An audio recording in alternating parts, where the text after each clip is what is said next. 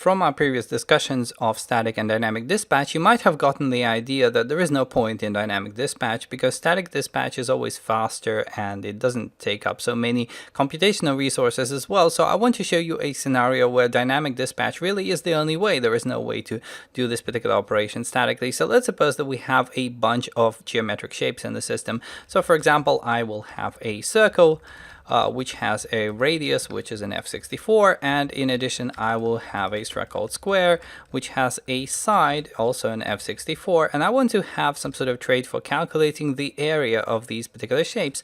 So I might define a trait called shape, and this will have just a single function called area. So take the self here, return an F64.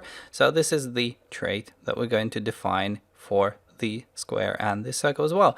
So having made this kind of trait, what we can do is we can implement this trait for circle and square. So in the case of circle, well, let's do the square first of all. So we'll impl shape for square. That's easy because it's just the side squared. So function area self returns an F64, and what we do here is we return self.side times self.side. Now, I hope you remember your formula for the area of a circle, because we're going to implement shape for circle now. There we go. So once again, area self returns an F64. Now here we're going to do a bit more complicated because remember the area of the circle is pi r squared. So we say self.radius multiplied by self.radius multiplied by, and then we need the pi, so it's std F64 constants and pi, like so. So that's the calculations. Now let us suppose that we have an array of different shapes and we don't know what those shapes are. So I'm going to have an array called shapes. It's going to be an array of 4 shape references. So I'm going to have precisely 4 elements here, and here are the elements themselves.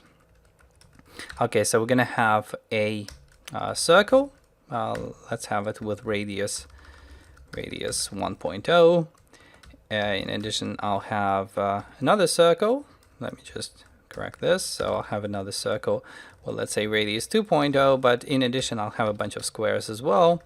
So I'll have a square with a side equal to 3.0, 3.0 like so. And in addition, I will have yet another square. So I'll just copy this with a side of 4.0, for example. So I have these objects in an array, and then let's suppose I want to go through this array and actually calculate the area of each object in the array. And it is precisely dynamic dispatch which allows us to do this, because what we can do is we can say, for example, for I comma range, and here I can say I'm going to take the shapes, I'm going to iterate through them with iter, but I'm also going to take the index, so I'll say enumerate.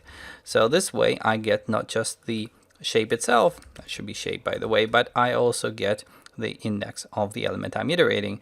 So here I can make this nice looking for loop, and here I can print line something as well. So for example, I can say I've got shape with the index so and so, which has an area so and so, and then the index is obviously the variable I, and the area is calculated by taking the shape that we're enumerating, this shape variable, and calling area on it, like so. Now this is where dynamic dispatch happens, because when you call area on a shape, the system basically takes a look at the actual type of the element and it finds the appropriate implementation. So if my shape happens to be a square, it looks up the implementation and it finds the area for the square right here. If it's a circle, it finds an area for the circle as well. And so that is how we can calculate this in this kind of very general array that we've made. So now what I can do is I can actually take this code and I can execute this, and as you can see I get the right output. So for the circles I get pi and